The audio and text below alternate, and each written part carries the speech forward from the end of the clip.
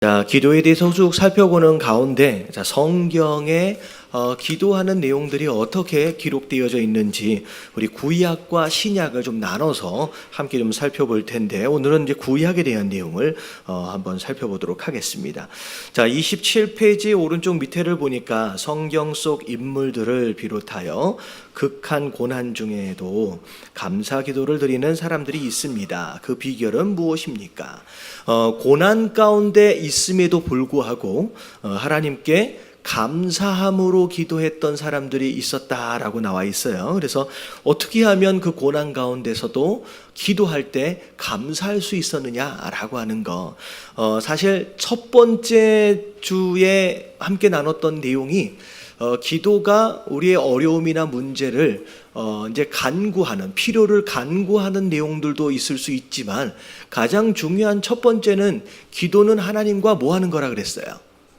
네, 대화하고 교제하는 것이라 그랬죠. 그래서 기도가 하나님과의 대화이며 교제다라고 이야기를 하면, 기도를 많이 하면 할수록 하나님의 뜻을 더 깊이 알아갈 수 있게 됩니다. 그래서 고난 가운데 기도를 하면 아직 그 고난이 해결되어지진 않았지만, 고난을 허락하신 하나님의 마음과 뜻과 목적과 하나님의 계획을 그 기도를 통하여 알아가지게 된다는 거죠. 그래서 고난이 비록 지나가지는 않았지만 그 고난 가운데서도 하나님이 이것 때문에 나에게 고난을 허락하셨구나, 이걸 위해 허락하셨구나 라고 그분의 뜻을 알아져 가니까 비록 해결이 되지 않는 상황에서도 뭐 할 수 있어요?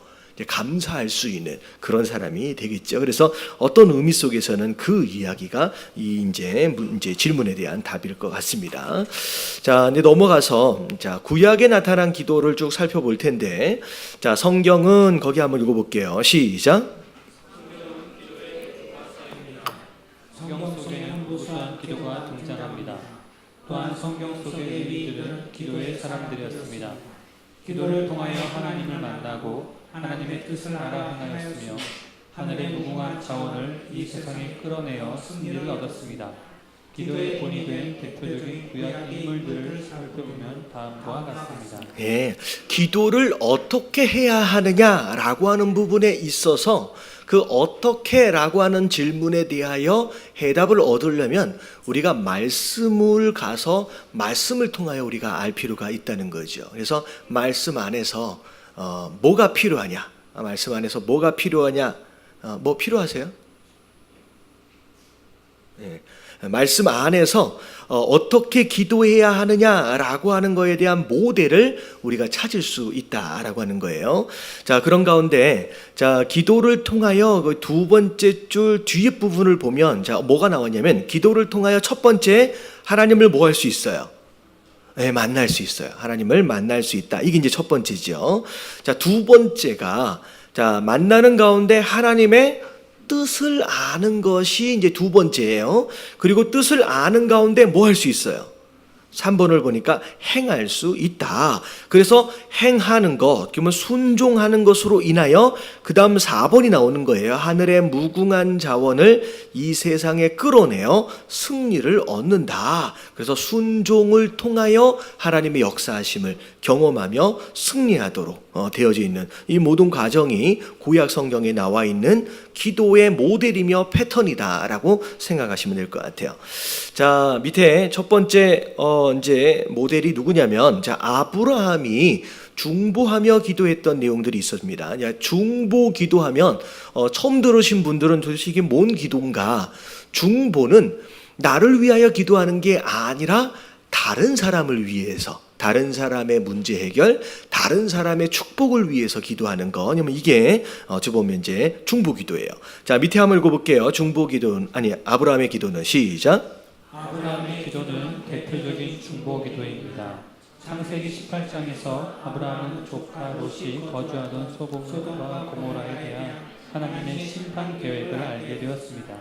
그는 소돔과 고모라가 멸망하지 않도록 기도했고, 그의 기도를 통해 구원에 필요한 의인의 숫자가 50명에서 10명까지 줄었습니다. 하나님은 의로운 아브라함의 중보 기도에 응답하시어 심판의 기준을 낮추시는 일까지 하신 것입니다. 자, 아브라함은 어떻게 보면 아브라함 개인적으로 어떤 상황에 의해서 볼 때 어떻게 보면 자녀가 정말로 필요했잖아요. 물론 약속도 받았고. 근데 아브라함의 스토리를 쭉 보면 자녀를 달라고 막 하나님 앞에 기도한 흔적은 그렇게 많지 않습니다. 그냥 어찌 보면 찾아볼 수가 없지요.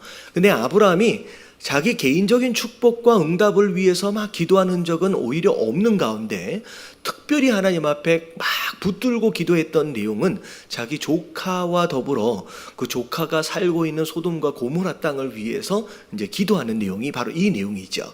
하나님의 너무나도 타락해 있는 이 두 도시로 인하여서 하나님이 심판을 작정하신 것에 대해서 아브라함이 들었어요. 근데 그 도시가 지금 조카 롯이 살고 있다는 거죠. 그래서 아브라함이 롯을 또 살리기 위해서 또 기도를 하는데 첫 번째는 이제 50명이라고 하는 숫자를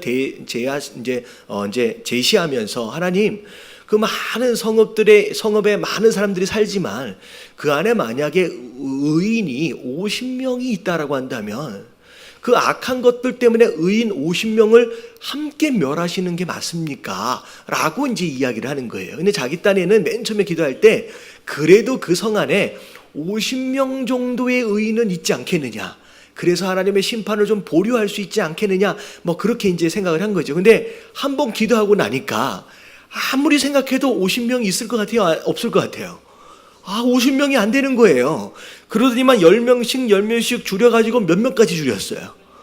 10명까지 줄였습니다. 10명이라도 있으면 멸하시겠습니까? 보류하시겠습니까? 그랬더니 하나님이 10명이라도 있으면 내가 멸망시키지 않을게 라고 이야기를 했는데 결국은 이 소돔과 고모라는 의인 몇 명이 없어서 멸망한 거예요. 이 10명조차도 없어서 결국 멸망을 당하게 됩니다. 심지어 조카였던 롯의 가족들을 사실 살펴볼 때 이 롯의 가족들마저도 과연 의인 가운데 포함이 돼 있을까 아닐까라고 하는 걸 생각할 때 되게 애매모호한 그런 삶을 좀 살았죠. 그래서 결국은 이제 심판을 이제 받게 되는 상황. 하지만 하나님께서 이제 이 아브라함이 했던 그 기도를 10명까지 줄이실 때까지 계속 들어주셨어요. 그래서 자, 창세기 18장 32절 거기 한번 읽어볼게요. 시작. 아브라함이 또 이르되 주는 노하지 마옵소서 내가 이것만 더 알리이다. 거기서 신명을 찾으시면 어찌하겠나이까. 이르시되 내가 신명으로 말미암아 멸하지 아니하리라. 네, 자꾸 숫자를 바꾸고 있는 것으로 인하여 아브라함이 하나님 앞에 너무 죄송한 거예요. 그러다 보니까 노하지 마옵소서. 근데 하나님이 그렇게 숫자를 조정해 가고 있는 아브라함을 향하여 너 왜 자꾸 바꾸냐라고 노하지 않으시죠. 왜냐하면 어떻게 해서라도 그 도시를 구원하고 싶고 자기 조카를 살리고 싶은 그 아브라함의 마음이 사실 누구의 마음이에요? 하나님의 마음이에요. 그러니까 그 하나님의 마음, 한 영혼이라도 살려보고 싶어하는 그 아브라함의 마음이 하나님의 마음이었기 때문에 그 기도를 끝까지 경청하여 들으시는 모습을 이제 보게 되죠. 물론 이제 소돔과 고모라는 멸망을 당했지만 그럼에도 불구하고 아브라함의 이 중보 기도는 어떤 성경 안에서의 기도들 가운데 굉장히 중요한 의미를 갖는 그런 기도의 내용입니다. 사실 이 아브라함의 중보 기도를 이게 들으면서 좀 이 사람하고는 좀 마음이 좀 다르다라고 생각할 수 있는 반대쪽의 사람이 있는데 그 사람이 혹시 기억나세요? 아브라함의 이 마음하고는 전혀 다른 좀 비틀어진 마음을 가지고 있었던 그 선지자 하나 사람이 있었잖아요. 요나. 이 아브라함은 어떻게 해서든 살려보려고 애를 쓰는데 요나는 하나님이 그 도시 사람들이 그 니느웨에 있는 도시 사람들이 막 회개하며 돌아오니까 하나님이 멸망을 보류하셨어요. 그랬더니만 요나가 갑자기 화를 내는 거예요. 아니 왜 하나님 바꾸십니까? 그러니까 아브라함은 그걸 바꿔서라도 살리려고 했는데 이 요나는 하나님이 마음을 바꾸신 거, 어떻게 용서하신 거에 대해서 오히려 거꾸로 분을 냈던 그런 선지자였죠. 그래서 비록 선지자였지만 하나님의 마음을 잘 모르는 그런 선지자였습니다. 그래서 이 아브라함의 중보기도. 자, 두 번째 이제 모세도 이제 중보기도가 나와요. 중보기도. 자, 밑에 한번 읽어봅니다. 모세의 기도는 시작. 모세의 기도는 온 민족을 살린 구원의 기도입니다. 모세가 시내산에서 하나님의 계명을 받은 후 내려왔을 때 사람들은 금송아지를 만들어 섬기고 있었습니다. 이때 하나님은 진노하셨고 백성을 멸하라 하셨습니다. 모세는 하나님께 뜻을 돌이키시기를 간구했고 하나님은 진노를 거두셨습니다. 결국 모세의 중보 기도로 수많은 이스라엘 백성이 목숨을 건지게 되었습니다. 이 모세의 중보 기도는 사실 이 기도를 통하여 이스라엘 백성들이 살지요. 어떻게 보면 용서를 받습니다. 사실 하나님의 공의로우심과 하나님의 사랑이 사실은 이 상황 안에서 충돌하게 되는 건데, 이게 사실 중간의 중보자로서 모세가 하나님의 어떤 사랑과 더불어 하나님의 진짜 공의, 하나님의 영광을 이제 제시하면서 이 기도를 하게 되죠. 기도의 내용이 사실 그런 거예요. 자, 모세가 십계명을 받기 위해서 시내산에 올라갔다 내려왔어요. 자, 올라갔다 내려왔더니 자, 밑에는 어떤 상황이 벌어졌어요?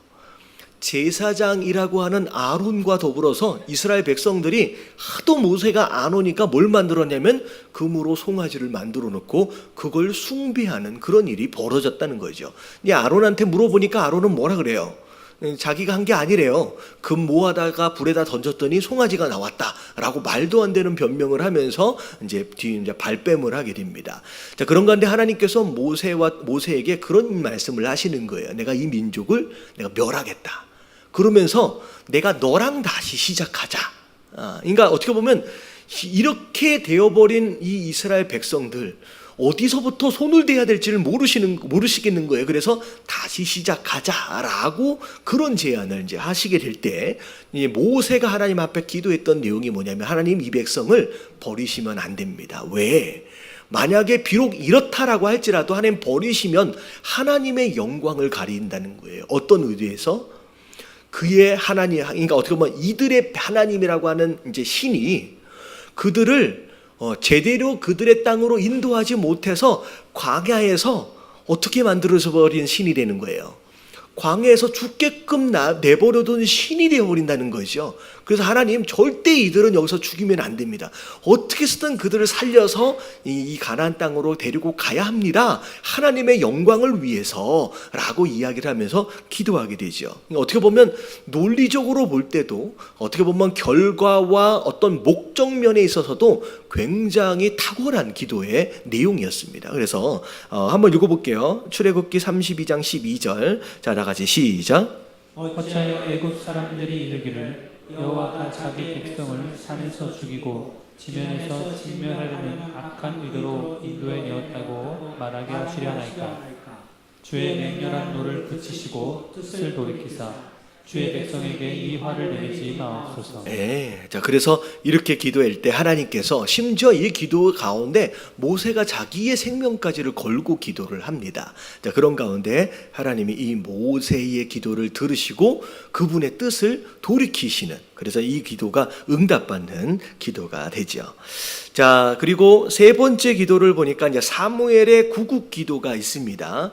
자, 이제 여기까지를 쭉 보니까 구약에 보니까 주로 중보 기도와 더불어 다른 사람들 어떤 공동체를 위한 기도가 참 많았구나라고 하는 것을 좀 느낄 수 있을 것 같은데, 자, 사무엘, 자, 이스라엘의 마지막 족장인, 다 같이 시작. 이스라엘의 마지막 족장인 사무엘은 이스라엘의 위기를 극복하기 위해 미스바에서 성령과 금식 기도를 했습니다. 이 미스바 성회는 타락하고 피폐해진 이스라엘 하나님 나라로 다시 세우고자 하는 기도였고 하나님과 백성 사이의 언약을 회복하는 계기가 되었습니다. 네, 그 마지막 족장이라고 나와 있는데 이 사무엘을 족장이라고 이야기하기는 조금 애매하고요. 이제 사사라고 이제 좀 바꾸시면 좋을 것 같아요. 자, 이스라엘의 마지막 사사가 이제 사무엘입니다. 이제 첫 번째 사사가 누구로부터 시작되냐면 여호수아로부터 이제 사사가 이제 시작이 돼요. 그리고 나서 마지막 사사, 그리고 이 사무엘 다음에 이제 왕조가 이제 시작되죠. 사울 왕서부터. 자, 그랬을 때 이제 미스바 성회라고 우리가 알고 있는데, 자, 이제 내용을 보면 이제 어떻게 보면 블레셋의 탄압을 받고 있는 상황. 이 사실은 온전히 하나님 앞에 예배하지 못하는 그런 분위기 안에서 하나님이 경고하시면서 블레셋의 공격을 받도록 하셨죠. 네, 그랬을 때 이 사무엘이 이스라엘 사람들과 더불어서 전쟁을 준비한 게 아니라 미스바라고 하는 산에 이제 모여서 함께 기도하는 것으로 그 문제를 해결하려고 애를 썼습니다. 그래서 사무엘상 7장 5절부터 6절까지 거기 한번 읽어볼게요. 시작. 사무엘이 이르되 온 이스라엘은 미스바로 모이라. 내가 너희를 위하여 여호와께 기도하리라 하매 그들이 미스바에 모여 물을 들어 여호와 앞에 붓고 그날 종일 금식하고 거기에서 이르되 우리가 여호와께 범죄하였나이다 하니라. 사무엘이 미스바에서 이스라엘 자손을 다스립니다. 네, 그래서 나라와 민족을 위해서 함께 금식하며 기도했던 모습이 바로 이제 이 미스바 성회에 대한 내용입니다. 자, 그래서 가나 다까지가 어떻게 보면 공동체의 어떤 그런 의미 안에서 중보 기도에 좀 해당되어진다고 생각하시면 될 것 같고요. 자, 그다음에 남아 있는 라하고 만은 물론 이제 중보기도의 내용들도 좀 있지만 이제 개인적으로 어떻게 기도했는지에 대한 대표적인 예가 될 것 같아요. 자, 다윗은 찬양하며 기도를 많이 했습니다. 그래서 시편에 대한 내용이 이 찬양의 다윗의 이제 기도의 내용이 될 것 같습니다. 자, 같이 한번 읽어볼게요. 다윗은 시작. 다윗은 왕이 되기 전부터 왕이 된 이후까지 많은 고난을 겪었습니다. 사울 왕에게 쫓겨 숨어 다녀야 했고 왕이 된 이후에도 압살롬의 반란으로 고초를 겪어야 했습니다. 그런 중에도 다윗은 하나님을 찬양하고 높이는 기도를 드렸습니다. 그의 고백에는 하나님을 전적으로 신뢰하고 의지하는 모습이 잘 나타나 있습니다. 시편에는 다윗이 이러한 고백이 담긴 많은 기도문이 수록되어 있습니다. 자, 그래서 다윗 같은 경우에는 사실 어린 시절서부터 상당히 어려움 가운데 이제 성장을 한 배경이 있습니다. 그래서 제가 이제 종종 말씀을 드리는 게 다윗 같은 경우에는 아버지는 형제들과 같지만 어머니가 형제들하고는 다른 어떤 그런 이제 출생의 비밀이 좀 있는 그런 이제 상황입니다. 그래서 형제들이 많이 있었는데 형제들로부터도 굉장히 외면을 당하는 그런 모습들도 많이 발견을 하게 되고요. 심지어 사무엘이 이제 기름을 붓겠다라고 했을 때 아들들을 다 데리고 와라라고 했을 때 아버지 이새가 다윗은 빼놔버려요. 다윗은 그러니까 아들로 심지어 치지도 않을 정도로 이제 그런 대접을 받고 그런 상황이 이제 어린 시절의 모습입니다. 그리고 골리앗과 싸우러 나갔을 때도 맏형이었던 자가 사실 막내 동생이잖아요. 그러니까 큰 형 입장에서 이제 막내 동생이 그렇게 결단하고 나가는 모습들을 보면서 큰 형 입장에서 격려할 수도 있고 도전할 수도 있을 것 같은데 사실은 이 큰 형이 거의 이 다윗에게 거의 저주에 가까운 막말을 이제 퍼붓는 이 모습을 보면서 이 큰 형과 이 다윗의 관계가 그냥 일반적인 형제와의 관계가 아니구나. 심지어 자기 어머니가 이제 자기는 아버지 집에 살면서 어머니는 일찍 돌아가시는, 그래서 정말로 가족 안에서도 누구에게도 의지하지 못하는 그런 형편의 상황을 어린 시절에 이제 경험하며 자라온 게 어떻게 보면 어린 시절의 상처예요, 고난이에요. 그리고 기름 부으심을 받고 난 뒤에 골리앗과의 싸움에서 나름대로 어떤 인지도를 높이긴 했지만 그 이후에 계속 사울로부터 이제 핍박을 받고 도망쳐 다니게 되어지는, 그게 이제 하루 이틀이 아니라 거의 10여 년에 가까운 나이 30, 어떻게 보면 골리앗을 무찔렀던 나이가 10대 중후반 정도라고 생각하면요, 이제 30이 될 때까지 굉장히 오랜 시간 동안을 광야에서 도망쳐 다니는, 심지어 유대 땅을 도망쳐 다니다가 도저히 숨을 곳이 없어서, 왜냐하면 다윗을 한번 숨겨줬다가 제사장이 몰살을 당하는 일들이 벌어지거든요. 그러니까 더 이상 유대 땅에 숨을 곳이 없어서 어디까지 숨어 있었어요? 블레셋 땅까지 가서 오해가 되어지면서 미친 척하고 침을 질질 흘리며 기어다니는 행세까지를 하면서 살려고 그렇게 애를 쓰면서 그런 고난을 이제 어떻게 보면 이제 왕이 되기 전까지 그렇게 어려움을 당하게 되죠. 그리고 나서 30세에 왕이 됐지만 처음부터 12지파가 다 인정하는 왕은 아니었습니다. 이제 불과 유다만 인정하고 또 유다와 베냐민만 인정하고, 그래서 온전한 왕이 될 때까지는 약 6년에서 7년 정도의 시간이 걸릴 정도로 처음부터 그렇게 왕으로서 이렇게 자존심이 뭐랄까요? 딱 이렇게 인정을 받는 그런 모습이 아니라 굉장히 오랜 시간 동안의 이제 과정들을 통하여 이제 나이 37살에야 겨우 이제 이스라엘의 인정을 받아서 왕이 되어지는 과정이 또 있고요. 심지어 왕이 되고 나서 자녀들의 문제로 인하여서 맏아들은 이제 동생 아들, 작은 동생에 의해서 살해를 당하기도 하고, 심지어 자기 아들로부터 반역을 당해서 도망쳐 다니는 그런, 사실 다윗하면 굉장히 존귀한 자로서 예전에는 이제 미국 같은 데 보면 아이들 이름을 지을 때 데이빗이라고 하는 이름을 굉장히 많이 지었거든요. 근데 사실 되게 존귀한 왕으로 여겨지긴 하지만 태어나서부터 정말 죽을 때까지의 삶의 여정을 보면 굉장히 힘든 여정들을 살아왔어요. 근데 그런 여정들 가운데서 다윗이 얼마나 하나님과 깊이 교제하고 대화하고 기도했느냐라고 하는 것들이 사실 시편에 다 기록되어지고 거기에서 우리가 볼 수 있는 내용이죠. 그래서 다윗은 그런 어려운 고난의 과정들을 기도와 찬양으로 극복했던 사람입니다. 자, 그래서 시편의 좀 내용을 보면 시편 25편 15절서부터 17절까지 말씀 볼게요. 시작. 내 눈이 항상 여호와를 바라보는 내 발을 그물에서 벗어나게 하실 것이니로다. 주여, 나는 외롭고 괴로우니 내게 돌이키사 나에게 은혜를 베푸소서.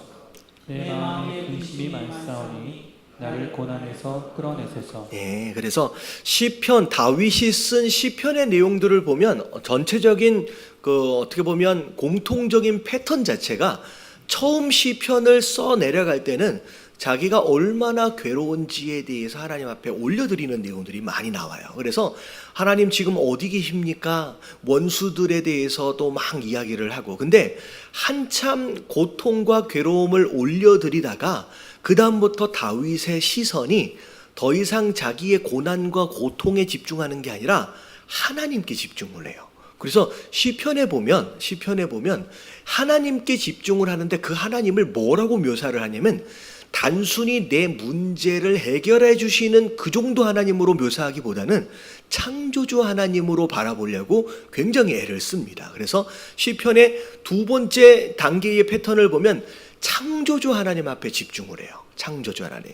그리고 나서 하나님께 집중을 하고 나서 마음이 오히려 좀 변합니다. 그래서 그 전까지만 해도 막 근심이고 괴로움이고 고통이고 그런 감정 상태에서 오히려 평안함으로 넘어오고, 그리고 오히려 감사함으로, 아직 문제는 해결되지 않았지만 하나님 반드시 내 기도에 응답하실 것이다 라고 하는 믿음으로 말미암아 감사하며 영광을 돌리는 식으로 시편이 마무리가 되어집니다. 그래서 시편 한 편을 딱 보면 이 시편을 기도를 시작할 때의 다윗의 마음과 기도가 끝날 때의 다윗의 마음이 어떠했느냐라고 하는 것을 우리가 이런 이제 순서를 통하여서 엿볼 수 있는 이제 상황이죠. 자, 그래서 이제 다윗이 그런 고난과 역경들을 기도와 찬양으로 이겨나가는 모습을 보게 되고요. 자, 마지막에 보니까 이제 다니엘의 감사 기도가 있어요. 거기 한번 읽어볼게요. 시작. 다니엘은 포로지에서 하나님께 기도하는 습관을 잃지 않았습니다. 그의 기도는 세 가지 특징을 보여줍니다. 첫째, 그는 예루살렘을 향해 기도했습니다. 이것은 하나님을 향한 신앙적인 열정을 보여줍니다. 자, 이게 첫 번째가 어디를 향해서 기도했대요? 예루살렘을. 왜 예루살렘을 향하여 기도했느냐? 여러분, 이건 신앙적인 열정이기보다는 여러분 언약을 붙잡는 거예요. 언약을. 왜냐하면 이 어떻게 보면 다윗이 바라보고 있는 이 예루살렘은 사실 솔로몬이 지은 예루살렘 성전이잖아요. 근데 하나님이 솔로몬이 성전을 짓고 하나님 앞에 봉헌할 때 하나님께서 뭘 약속하셨느냐? 이 솔로몬이 받아낸 약속이에요. 언약입니다. 이게 뭐냐면 누구든지 심지어 이스라엘 사람이든 아니든 이방인이든지 어디에 어떤 모습으로 있든 이 성전을 향하여 기도할 때 하나님이 어떻게 하신다 그랬어요? 용서하시고 그 문제를 해결하시고 심지어 포로로 끌려갔다라고 할지라도 다시 돌아올 수 있도록 하나님께 약속을 받아냈거든요. 그래서 이 다니엘이 예루살렘을 위해 향하여 기도했던 것은 그때 솔로몬과 하나님이 언약했던 것을 기억하고 그 언약을 붙잡고 이제 기도한 것이 성전을 향하여 기도한 내용입니다. 자, 둘째 시작. 둘째, 하루 3번 기도했습니다. 이것은 기도를 생활화 습관했음을 보여줍니다. 자, 하루에 3번이라고 하는 것은 시간과 장소를 정해놓는 거예요. 그래서 우리는 의지가 약해서 시간이 되면 기도해야지라고 하지만 사실은 틈틈이 기도한다는 게 사실 쉽지가 않습니다. 근데 오히려 다니엘은 시간을 정해놓고 오히려 심지어 장소까지도 정해놓고 그렇게 기도하려고 애를 썼는데 이것 자체가 생활화임과 동시에 습관화예요. 그러니까 습관이라고 하는 것은 어떻게 생기느냐? 어떤 행동을 반복해서 하다 보면 그 다음에는 생각하지 않아도 그냥 자연스럽게 그 시간 그 장소에 그냥 기도하게 되는 거죠. 그래서 제가 예전에 이렇게 보면 그 이제 LA 있을 때 그 이제 새벽 예배 이제 드리려고 이렇게 운전하고 오는데 이제 운전하는데 오는데 한 20분에서 30분 가까이 걸려요. 운전을 하는데. 근데 새벽 예배 드리려고 처음에는 신경을 써서 이제 운전을 하는데 이게 1년 지나고 2년 지나고 3년 지나니까요. 진짜 졸는 건 아니에요. 조는 건 아닌데 멍하고 있으면 교회에 와 있더라고요. 그러니까 아무 생각도 안 하고 멍하고 있으면 교회에 와 있는 거예요. 이게 어떻게 되냐면 매일 아침마다 그 길을 운전을 하다 보니까 그냥 그 교회로 그냥 차가 그냥 운전이 되어지는 거예요. 그러니까 이게 너무 습관이 돼가지고 나중에는요, 교회 가는 시간이 아닌데 그 장소를 가면 그 빠져나가는 출구 있잖아요. 그냥 멍하니 가다가 그냥 출구로 빠져나가.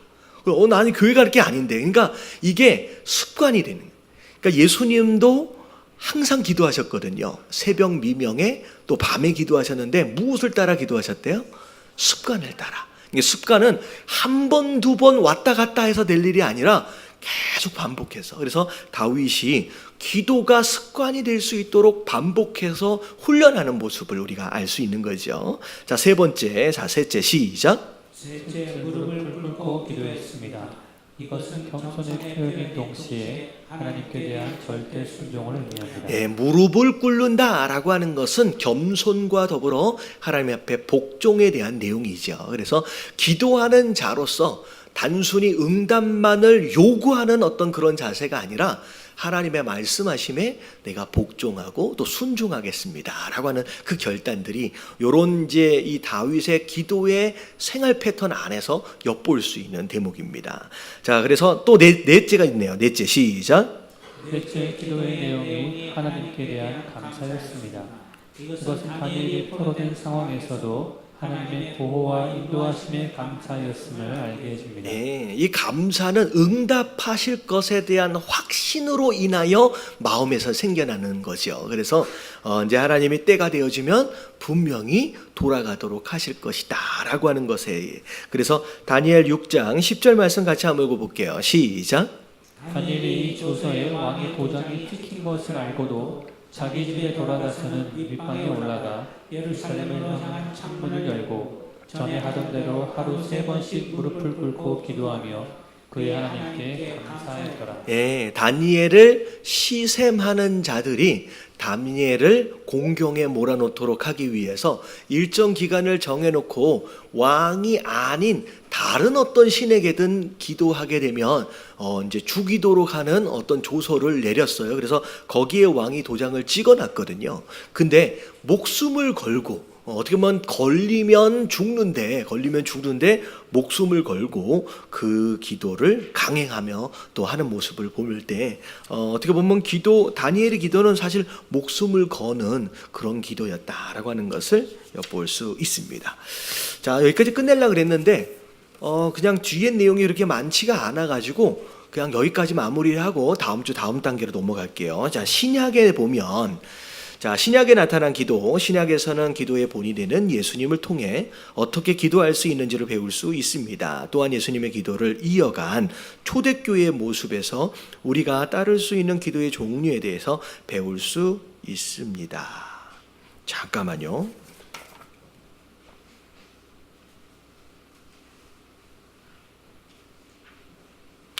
그냥 여기까지 할게요. 다음 주에 제가 이 신약에 대한 예수님의 기도와 초대교회 당시의 기도에 대한 내용을 보고 약간 시간이 남을 것 같아요. 그래서 다음 주에는 제가 이제 주기도문에 대한 내용을 예수님의 기도이기 때문에 잠깐 이제 간결하게 좀 정리를 하는 식으로 그렇게 마무리하도록 하겠습니다.